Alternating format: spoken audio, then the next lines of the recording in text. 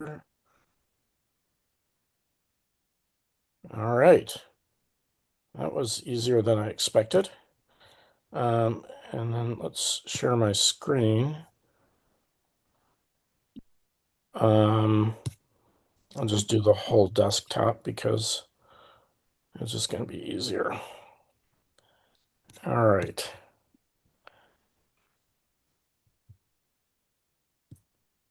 So I put together, let's do slideshow, just to kind of walk us through everything. There's not many topics. So we're going to talk about using AI. Some of you may have already done or been doing that.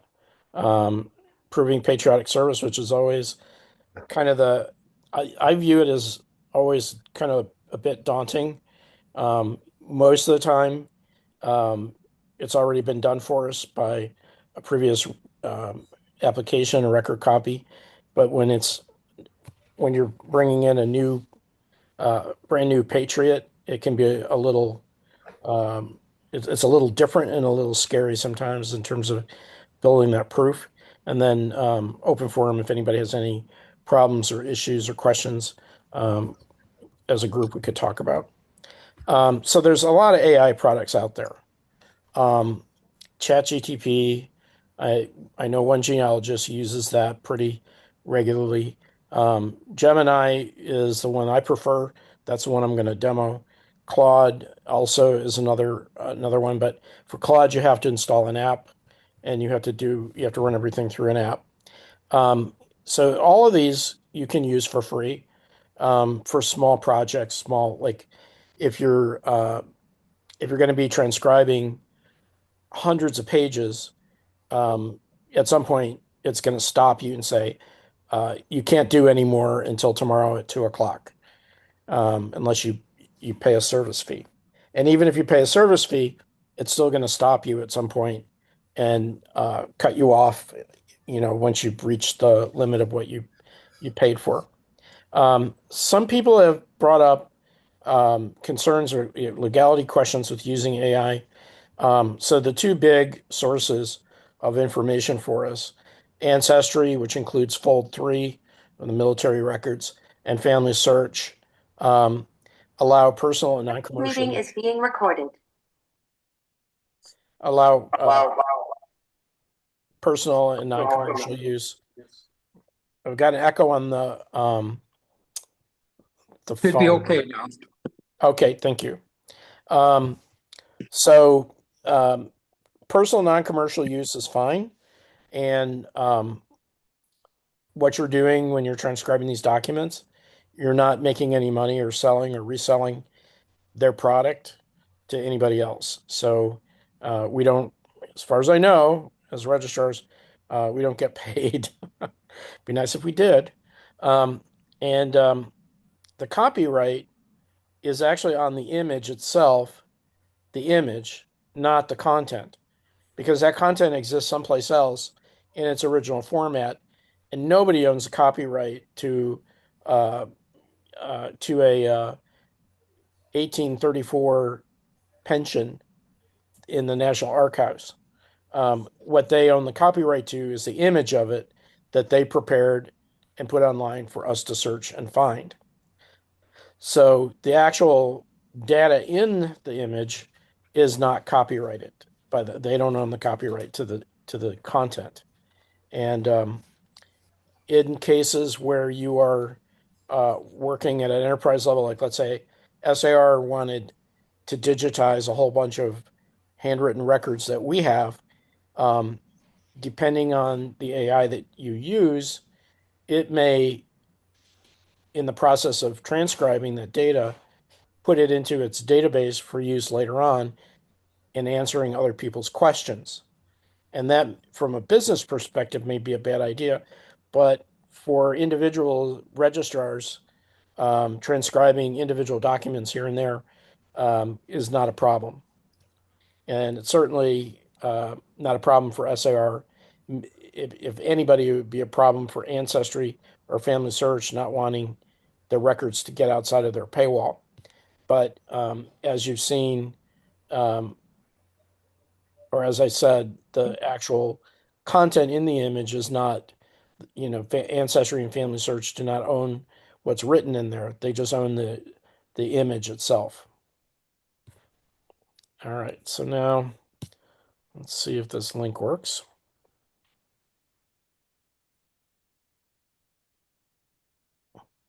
All right, so I'm going to go, let's go to fold 3. I'm going to grab a pension.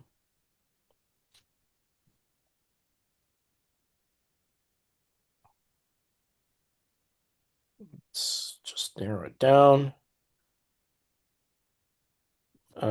Pensions, here we go.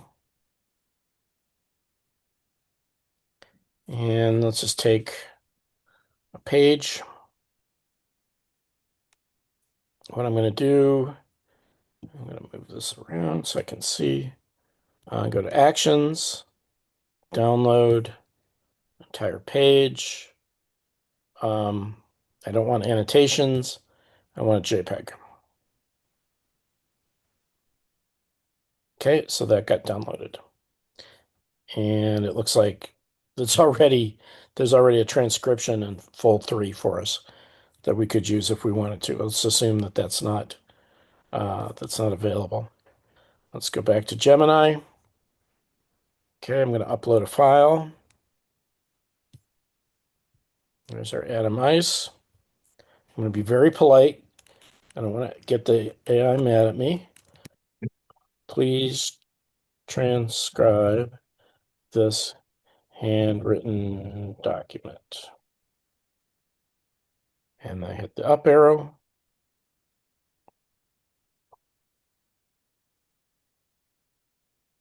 And back comes the transcription. And all I need to do is copy that to a clipboard and put it into a Word doc or a Google Doc, and it becomes basis for the transcription that I'm going to include in my proof. Now, some people, when they include AI transcriptions, I should say, they include sort of the whole thing with all the information. I take just the transcription part. I don't feel like I need to um, give any credit to AI, or who cares whether AI started the transcription. I'm going to proof it. I'm going to proofread it. I'm going to go through and I'm going to look at the transcription and I'm going to read through the written copy and I'm going to make any adjustments, um, changes in words or spelling. Sometimes I remember we did one where the word GAOL was in the document. And for those of you who know what that word means, don't know what that word means, that's a jail. That's an archaic word for jail. And the AI couldn't figure out what it was and turned it into a seagull or something. So I go through it very carefully, check it, but then when I do my markup, I start with the transcription, mark it up in red, and then I go into the handwritten document and repeat the markups in the handwritten document. So it's a lot easier to read the typed version. So for me, my personal standard is um, I don't provide any handwritten document without a transcription now because it's just too easy to get a transcription and include it with the written form. I submit both, but I definitely, uh, for my benefit and for the reviewer's benefit, do the transcription because um, I'm sure you guys have all gotten migraine headaches from reading too many 18th century documents. So that's how it works. Pretty easy, straightforward. And again, if I kept doing this over and over again, um, Gemini would, say, you need to take a break. You're using too many cycles. Anybody have any questions, concerns? I got a comment. I'm able to use Gemini and just type in transcribe and it brings it out for me. But I'm finding it a very useful tool. The question I have is we're not supposed to use paper clips and so forth to bind the different parts of the application together, just one binding clip for everything. And this is becoming quite voluminous in terms of the amount of paper involved. Is that still the thing? Is to just slip the transcription behind or in front of the written, but included all as one packet, Yeah, yeah, unclipped? yeah. I include the transcription before the handwritten, and then I don't. I guess nobody. I haven't seen anybody else do this in my reviews, but if it's a multi-page anything, I always put page one of four, Okay. page two of four, so they have, some idea that there's, four pages tied together by this grouping. And Dave, you're okay with that type of information being written on the transcription, handwritten? Yeah, Okay, yeah. Just make sure you write it with the red ink.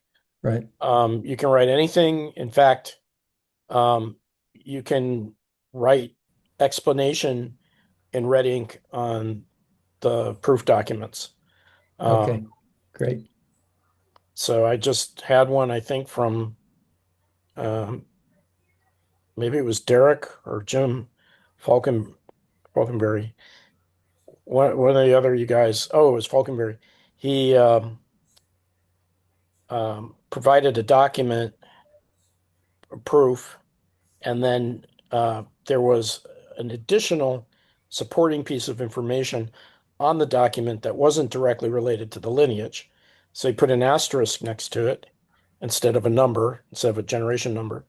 And then he had a little explanation in red at the bottom of the page with the asterisk and said, this is the daughter in the DAR record copy that is included in this package to show they were sisters. So yeah, you absolutely. And I think what I've noticed is people can be shy in terms of explaining what's going on to the reviewer. It's like everybody just provides the proof pages, and it's quite all right to slip in a piece of paper and explain, okay, um, somebody had submitted um, somebody's death certificate and a census record that was not in the lineage. And I'm like, what is this for? And they explained, well, that's, I'm showing that that person was a sibling. And because we didn't have the parents listed in our lineage's death certificate, I wanted to show that the sibling, and it's like, yeah, of course. But um, it's quite all right to slip in a little explanation as to where this is coming out of left field. Because sometimes you have to go a little roundabout to get to where you need to go.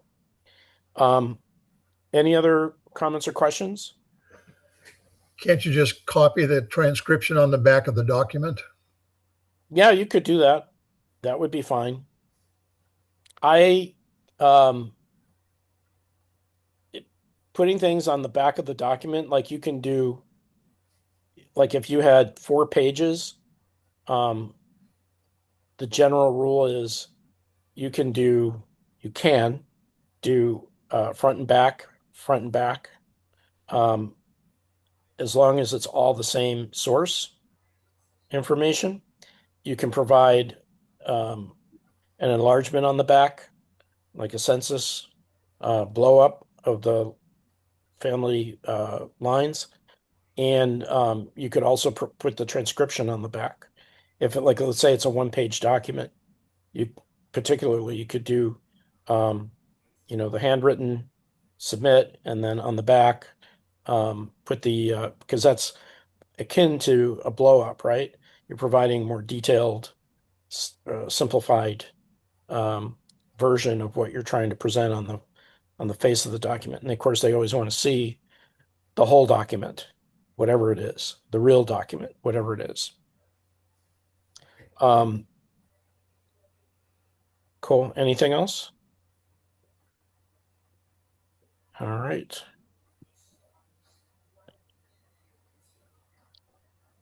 Proving service. Well, first thing, not everybody has done this. Don't make extra work for yourself. Exhaust existing sources first, and we'll talk about that first. Um, Service proof has to be logical. It has to uh, be without disqualifying factors. Talk about that in a moment. And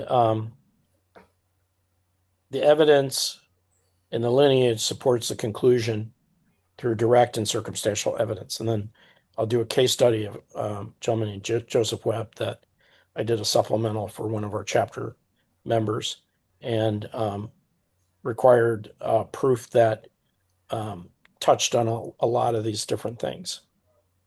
All right, existing sources. If there's a DAR or SAR record copy that's citable out there that's already proven service, please, please, please incorporate it, use it, even if the DAR record copy or SAR record copy only applies to the Patriots generation. And the amount of work I've seen people do um, submitting, I know Terry got a few of these too, where he got like a Encyclopedia Britannica proof of somebody's um, somebody's service.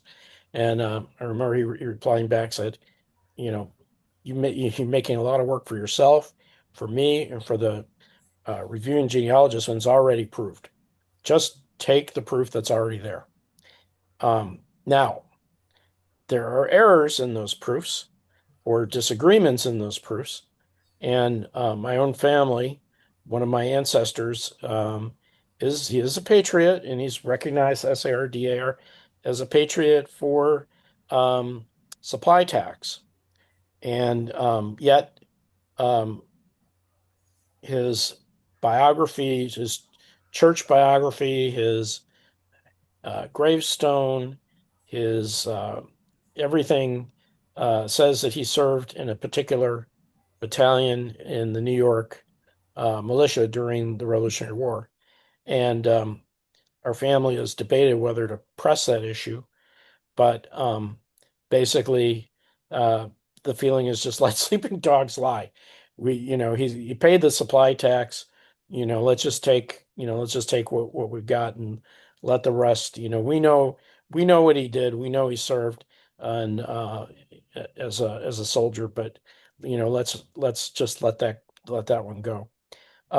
Revolutionary War pension claims are the best source of proof because there's biographical information typically in those pension claims.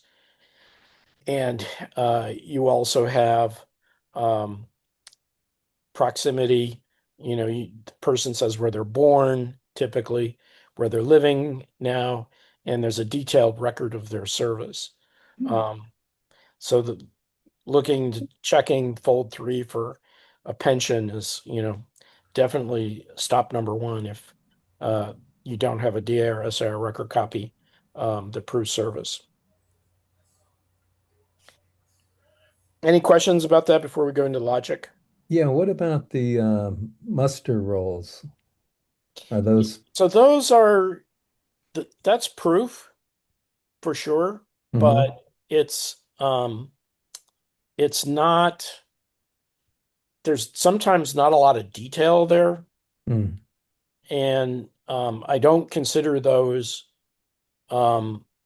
every time I look at one of those and I only have a muster roll or pay stub, could be anybody by that name Okay, because there's typically very little information right. on those stubs. And when we go through Joseph Webb in a minute, we'll see there's a lots and lots of information and not clear but what belongs to whom. Okay, that's a good point. The only thing that ties it sometimes is the state. Like if it's Virginia, muster rolls in the name, and there aren't any other individuals by that name. that could be perhaps a legitimate proof. Yeah, exactly. And that's a second bullet there is, Okay. does the location, does it match? Um, I'll skip to location, then go back to age, since we're jumping to there. But typically, the battalions are drawn from a specific town or a county. So it'll be, John Smith's, battalion from Stamford, Connecticut, or it'll be the Stamford, Connecticut militia, the actually being the name. And so you have a pretty good idea um, when you see a correlation between where the potential patriot lives at the time and the mention in the service record, and they match. They both live in Stamford, Connecticut, or I'm sorry, he lives in Stamford, Connecticut, and the battalion's drawn from Stamford, Connecticut, and his name is on the muster roll. Then you've got a pretty good argument that he's the guy, he's the person on the list. Um, DAR is a stinker about state of service, and I assume SAR is too. Um, so if you're in New Jersey, you didn't serve in New York. If you're in Virginia, you didn't serve in Pennsylvania. So they look to see that the state matches the state of residence. There's always exceptions. There's exceptions to these, battalion town correlations.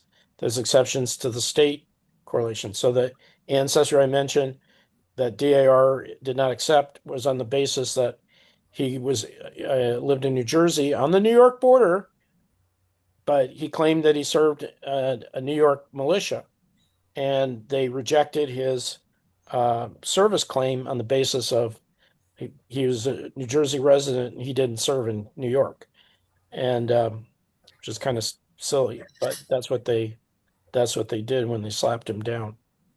And then age, typically you're looking to see that if he's 18 years old, he's not going to be a colonel. If he's 60 years old, he's probably not going to be fighting on the line. However, again, there are exceptions. One of our chapter members has an ancestor named William Roundtree who enlisted at age 16 to guard POWs in Virginia. And when the POWs were relocated, he was promoted to sergeant. So he was probably 18 or not even 18 years old, and he was an officer, um, promoted out of expediency to guard refugees. And this, of course, was all in his pension. So it was all spelled out neatly, why this kid was operating as a sergeant at the end of his tour. And then Joseph Webb, he was 60 years old when he fought in the Battle of Boston as a first lieutenant. Why is that believable? Well, two things. He was a veteran of the French Indian War, so he brought with him some military organizational experience. And second, he only served for a month, meaning he was 60 years old. He only served long enough to help him get organized, and then he went home. So it was entirely believable that a man at his age uh, would have a very limited 1 month engagement with the fight to get the British out of Boston. So again, there's always exceptions. Those of you who were at the talk, a DAR spokesperson at the Board of Managers meeting mentioned some of these things. And as I'm sitting there, I'm thinking of all the exceptions that have come up where people were too old or too young. I guess Revolutionary War, there was no such thing as being too old or too young to fight. Any questions about logical matchup? Makes sense. Um, so this is something that bit me pretty bad this month. I got my hand bit by the SAR genealogist, um, we submitted a rejected pension. So the guy that Adam Ice pension I pulled up, it was an R pension, rejected. His pension was not accepted, and it's sometimes it's hard to figure out. Now I know if the prefix is R that it means it was rejected, but I didn't know that, and I think this is the first rejected pension claim that I've ever seen, and um, so that's something to be wary of. The registrar who is working on that, you might be here with us right now. I can't remember. It's me. Yeah, Andrew. Yeah. Um, it caught you off guard too, I assume. Um, and that was not you. You didn't put the application together itself. It was a prior registrar. So um, three registrars missed the fact that the pension had been rejected, and we did a rebuttal on the rejected pension. She's like, "You idiot! This is rejected. We can't accept it." Um, did the veteran desert? This is very common. A lot of veterans uh, deserted. Um, a lot of them were farmers, and they had to go home to deal with their crops, and then they came back. Well, if they didn't come back, that was a problem. If they deserted and returned, it's okay. But if they went home and stayed home, that's a problem. And so you need to be um, aware of things like that in the record. Um, were they Quaker or pacifist group? Often you'll find if you go to Family Search and you're looking for that um, in the full text search, you'll see a signed statement saying that they are pacifists and um, uh, conferring their neutrality. You'll see that in the archives of the records. However, just because they're there in the archives saying that they're neutral and a pacifist doesn't mean that they didn't fight.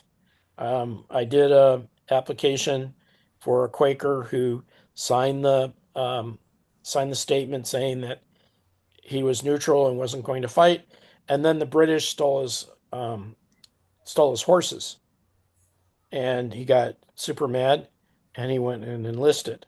So just because they signed, a statement doesn't necessarily mean they didn't serve, but it's usually a pretty good sign that they didn't. You're not going to find any patriotic service from that particular family or that family member. Um, and then, of course, did they change side? Of course, British American side's acceptable. If any of you seen the Rob Lowe um, personal history TV show that aired 5 or 6 years ago, he is a descendant of a Hessian soldier that was captured in Trenton and switched sides to the American side during the war, which I guess 20% of the Hessians did wind up switching sides before the war was over.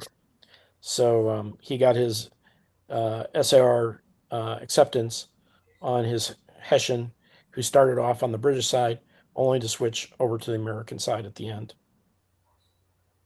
Um, any questions about disqualifying?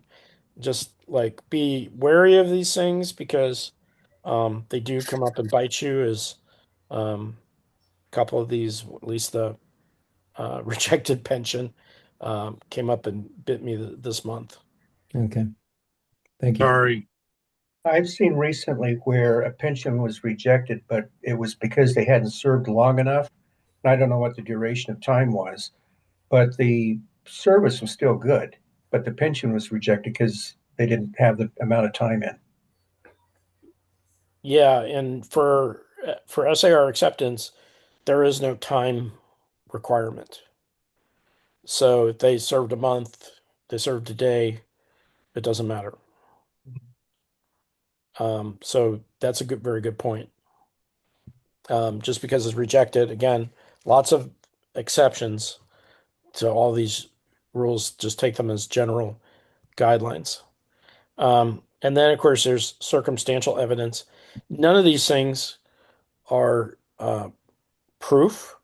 None of these things will be accepted by SAR, but I include them as circumstantial evidence so that, okay, we have these facts, we've lined the facts up, and oh, by the way, there are these additional circumstantial things out there that line up with the facts that we're presenting. And so I will often include those additional things just to try to make the argument even more solid. All right, so now we're gonna. A question, Dave, um, on proof and even it's more so related to the older DARs and SARs that have been approved and we can't use them as a cited document. But it has a lot of history in it. Can we put it down as a reference in the document, or does it just need to be basically removed? So good question, and you're going to see me do that right now in this proof of service for Joseph I'll Webb. wait then for this. Yeah, yeah, absolutely. You can do that even though it's not citable. In particularly, you acknowledge it's not citable, but oh, by the way, here's a dozen applications that agree with what I'm showing you here. They're not citable, but they do agree with the facts that I'm presenting. So, in doing my research, um, I have a gentleman named Joseph Webb of Stamford, Connecticut, serving as a first lieutenant in 1776 at the very beginning of the war. And I have a record of a Joseph Webb being paid as a quartermaster in the same year. So I have two documents. Let's look at the documents. So again, here's the cover page, copyright material, and here's our 1st Battalion Wadsworth's Brigade, Colonel Sillyman, 1776, an unfortunate name for Colonel Sillyman. But here we find First Lieutenant Joseph Webb Jr., Stamford. And let's just say for a second, he is 60 years old, and he's being referred to as Junior. We'll come back to that in a minute. And then we have, here's your card, right? Joseph Webb, Waterbury's Regiment, Connecticut, quartermaster. No more information, just a card. Here it is again.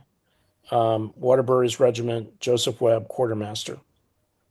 And let's just say, first lieutenant and quartermaster, there's a big gap between those two military roles. Quartermaster is like a colonel. If you're descendant of a quartermaster, you can be part of the Society of Cincinnati if they served long enough and were in the Continental Army. So it's a pretty big deal. So we have first lieutenant and a quartermaster with the name Joseph Webb. So first I identify all the Joseph Webbs in Connecticut, and they're all related to each other. Reverend Joseph Webb of Stamford, again, the same town that our Joseph Webb Jr. is from, died in 1743. Because I didn't bother documenting his life here. They can go look it up if they want. But he co-founded Yale University. Our Joseph Webb, who was his son, or candidate patriot, date of death is unknown, but early SAR and DAR record copies put his death about 1791. So I couldn't find anything to substantiate his death in any of the old, and I bought all the old record copies. I don't know where they came up with that number, but I put that in there because it's all I had. Joseph Webb of Wethersfield died in 1761, was Joseph Webb of Stamford, son, but he died young. His life is documented by a man named Samuel Blakely Webb, who was a brigadier general in the Revolutionary War and wrote a whole bunch of stuff about the family. Samuel Blakely Webb was Joseph Webb number two's grandson. And then we have another Joseph Webb of Wethersfield, born in 1749, died in 1815, who is another grandson.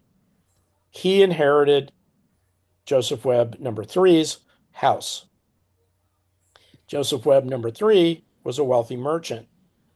Joseph Webb number four stepped into his dad's business, and his life was well documented as well. His house, his father's house that he inherited, was George Washington's headquarters for the Battle of Boston. And George Washington lived in the house with the Webbs. So a very intimate relationship between Joseph Webb and George Washington. And again, and the brother Samuel Blakely Webb. So so now I've laid out, there's four of them. Okay, well, we can rule out one and three because they died. They weren't alive by the time the war started. Here's the evidence we have. Joseph Webb of Stamford. Joseph Webb number two was born and lived in Stamford. That's pretty much nail in the coffin that we've got it. He was a first lieutenant for sure. Joseph Webb number four never lived, was never from Stamford. We know that his father built this, mansion in Wethersfield, and that he inherited it, and he was living in it, and hosted Washington. So Joseph Webb in Wethersfield, that Joseph Webb was from Wethersfield, and it would have said Wethersfield. And the home, by the way, now is a museum. Use of the term junior. So Joseph Webb number one was referred to as junior. Junior, they didn't use the term junior and senior like we do today. It just meant Joseph Webb, the son, particularly when there were two Joseph Webbs in the same town. So when they referred to Joseph Webb as a 60-year-old as a junior, he's actually Joseph Webb the third, if we wanted to be technically correct, because his grandfather was also a Joseph Webb. And I do a full disclosure. Both Joseph Webb number two and number four were referred to as Joseph Webb Jr. because they both had fathers of the same name living in the same town, even though both were deceased. So it apparently was a way of differentiating which Joseph you were talking about. And then to your point, Ray, here's the circumstantial, support.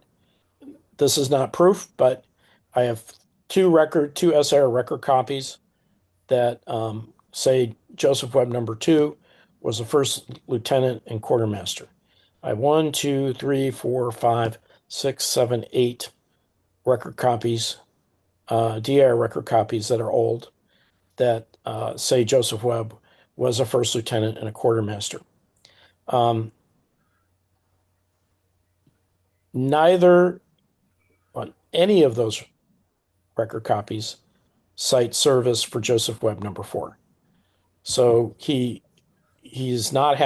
Joseph Webb number four does not have any prior mention of service in any SAR, DAR record copy. Throughout the Revolutionary War, George Washington wrote a lot of letters to Joseph Webb, complaining about his wife, complaining about his health, lots and lots of letters, and I documented 3 of them that I found. And none of them mention any military service on the part of Joseph Webb, that George Washington and he were just close friends. Um, However, I did find a letter from Nathaniel Greene to Joseph Webb number four in 1778. Now, this is a year after 1777 is the year of our little, where's that card? I think it was, okay, this is not dated. That one's not dated. This one, 1776. That's pretty early. But I did find a letter from Nathaniel Greene to Joseph Webb number four in Westerfield, um, asking him to act in the capacity of a quartermaster.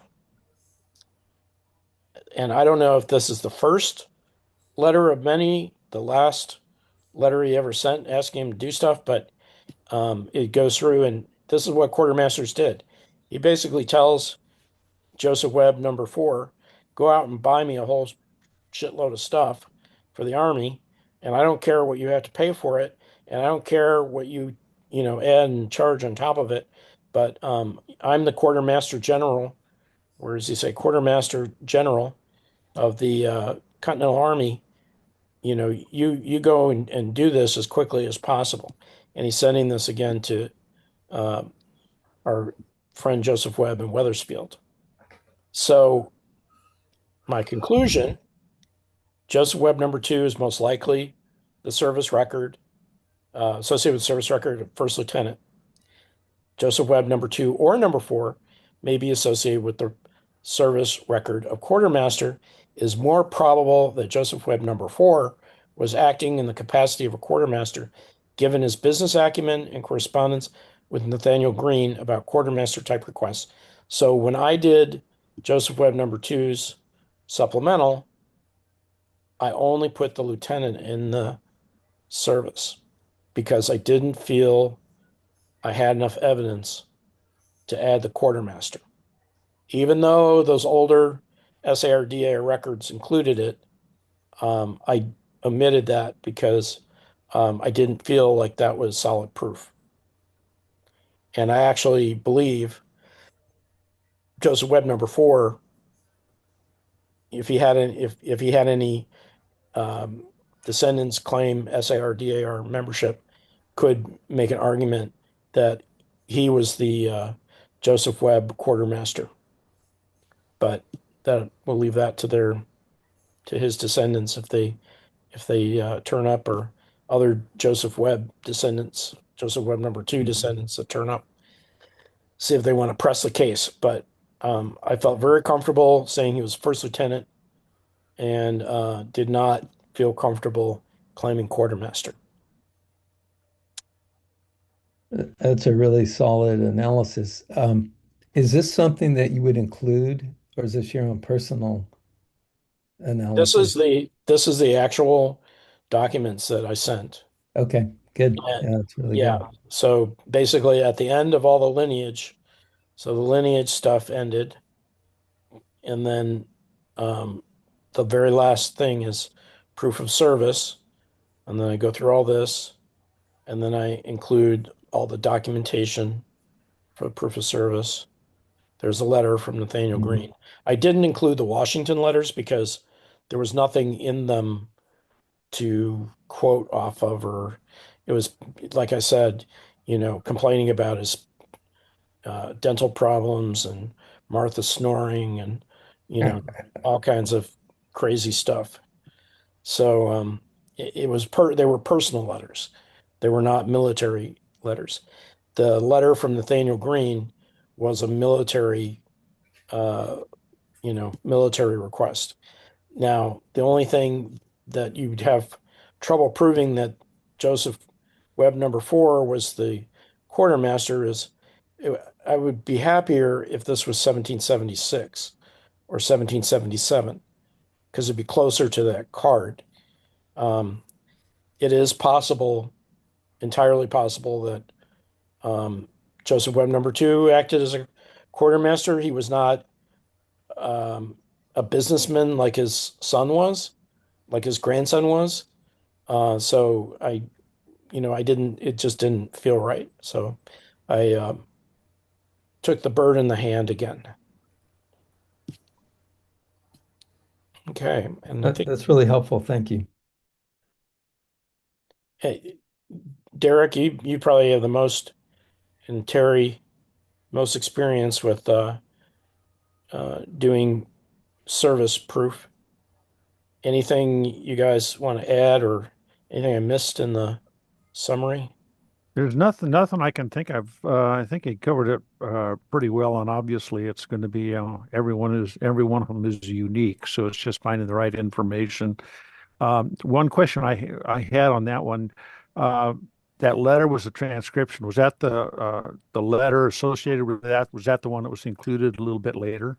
Yes. Okay, okay, Yes. So the transcription was up in the explanation body, right. and then Okay, the documents were in sequence beneath. yeah. I didn't have any other comments. I think it was explained well. I also thought it was explained well. I think it was a good analysis and a good demonstration for everybody to consider. Yeah, it covers a lot of um, the issues and questions. For me, the most daunting thing isn't the lineage, it's the proof of service because it's so say tenuous. You Hmm. have like those cards. There's not a lot of information on them, and it's hard to say without a shadow of doubt that this person is that person on that card. But And sometimes you'd be able to find a will that would tie that to the next generation. So yeah. Any other topics? Anybody have any issues or roadblocks you're trying to solve? Dave, this is Leon Smith. Joseph Webb number 4 should also qualify for providing his home to General Washington as a headquarters, don't you think? Yes, exactly. Yeah. Right. And right, there's more than military service. A whole lot more than military service. Uh, mhm. you're exactly right. I did check, and no descendant of Joseph Webb, number 4, has applied for a DA or SAR. It's kind of surprising, but maybe he didn't have any kids, or I didn't really, go down the genealogy line there. I will say that Webb family, um, when George Washington was sworn in, um, he swore his oath on the Webb family Bible. So that was the Reverend Joseph Webb, who started Yale, who passed it down to Joseph Webb 2, 3, and 4, and then Samuel Blakely Webb brought the Bible to New York and was there at the first inauguration. So a little bit of history in that family. All right. We're 1 hour. Well, thank you everybody for attending, and we'll try to do this. I did check, and the first Tuesday in July seems to be safely um, outside of the 4th of July. Um, the way the dates hit, so we should be okay. Nice to see everyone. Likewise, Even though Dave. I only Thank have you. one eye, I had more surgery for any of those of you Mm. who are aware. But the surgery seems to be working this time. Oh, good. Well, Good. that's good. Nice. Patch not, not exactly being a confidence booster, but I figured you didn't want to see the kind of bloody mess it is at the moment. The patch is for your benefit, not mine. Well, thank you for putting this together. It's very helpful. Yeah, thank you. Dave, can I just comment on the volume of applications you've been receiving in the last month, it it appears that you've received something like about 48 applications since the annual meeting. Um, that's a pretty heavy load. Yeah, well, um, it has been dribbles and drabs, and then the faucet, like last week, I just received an avalanche of applications. Um, I have been able to review them fairly quickly. I think the most time I've taken was right around surgery, and I had maybe a 3-day turnaround on the review. Um, the hardest problem I have right now is I was going through it today, and I'm sending out a mailing. I think it's a dozen applications that are getting mailed tomorrow. And as I was going through checking everything, um, I think there's three pended NSSAR applications that require time to put the rebuttals together, Hmm. respond. And I noticed that I have received feedback from the various registrars, I think on two of the three. So that's time consuming. The reviews go pretty quick. Um, I'm able to whip through them pretty quickly. And then, yeah, and I'm not working. So, I have that advantage, at least for right now. If I You have full seem time to have gotten job, a you I seem to have, have gotten a flood of supplementals. yeah, from DeCenza. It's three, him and his two sons on four Patriots. And they're all I'd say three of them rely heavily on existing record copies. So that's not difficult. Um, One of them, though, is a master class. It's a tome, material. And I did go through it and I did review it. And um, Randy has to make some, well, actually, he did already today. He provided David Morrow, and I gave him some advice um, to make one of the generational connections a little bit more solid. And he provided a proof argument. So so I think we're good there. But yeah, and I'm finding that a lot of like, is it Leon, you're the one who you've got like a ton of supplementals as You well. talking about me personally You or some of personally, my yeah, cabinet members? you personally.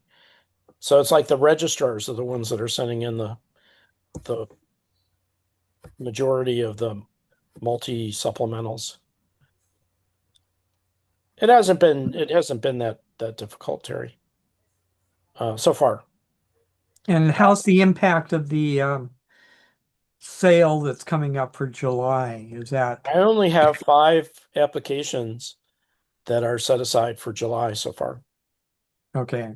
And I know in our chapter, we only have one, I think we have 4 new applications in progress, and only one of them is holding until July. What did you guys think of them holding the certificates and So stamping them? 4th of July. Yeah, I think that's neat. In Yeah, fact, I think that's really cool. tomorrow's appointment, I have to get signed a signature. I knocked him off the fence. I said, if you get it in this first week of the month, you're going to be time stamped on the 4th of July for American 250. And he's like, tomorrow at 1.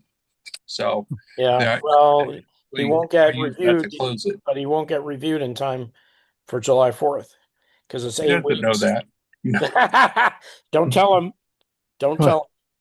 Yeah, it's only for people who've already submitted, and we're having we have like a record number of people to induct, and so we're going to try to do a special 4th of July induction meeting. I think we've got 8 people to induct right now, and probably going to get another 1 or 2 before then. But we won't have their certificate, I guess, because they're going to hold them until after the 4th. Well, Dave, I typically use some dummy certificates to do the inductions and then Yeah, get them their real yeah, one we've done later. that. Yeah, we've done that as well too. Only one time we did that. But usually people aren't in a huge hurry. So we've only done it when there's a sense of urgency. All right. Anything else? I'm good. No, All thank right. you. Thank you, everybody. Good to see everyone. You too. Thanks, Dave. Hey, Thank Bye, you. Dave. Do a speedy recovery. Yeah, Yes, thank you. yes. Bye. Bye.